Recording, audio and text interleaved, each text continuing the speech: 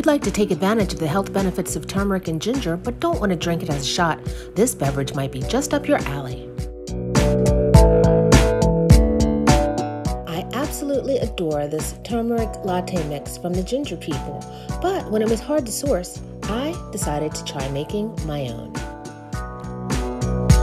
We suckers for convenience? You betcha, because I've had all the ingredients in my kitchen this whole time. Because of the amounts of herbs that you're using, you will need a sweetener. This is demerara sugar, turbinado sugar, sugar in the raw. But you can use plain white sugar, or if you prefer something else, you can try stevia or monk fruit sweetener. You need ground turmeric and you need black pepper. You can either get that ground or use it as peppercorns. I prefer peppercorns because it allows me to have the freshest, most potent pepper available. You also need ground ginger, and I like to add cinnamon because it helps stabilize your blood sugar and adds to the flavor of the final mix.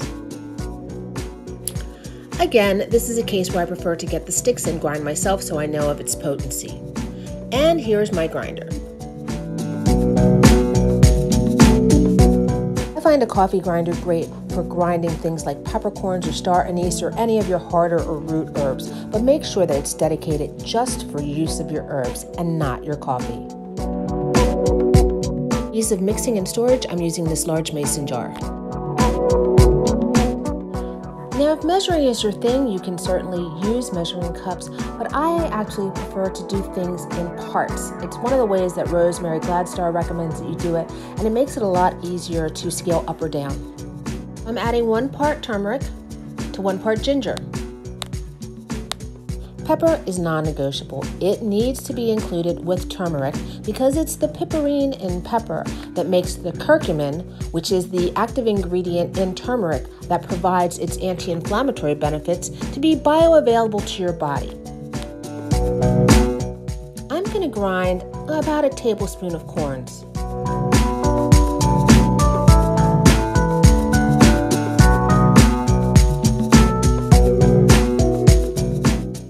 I'll grind some cinnamon.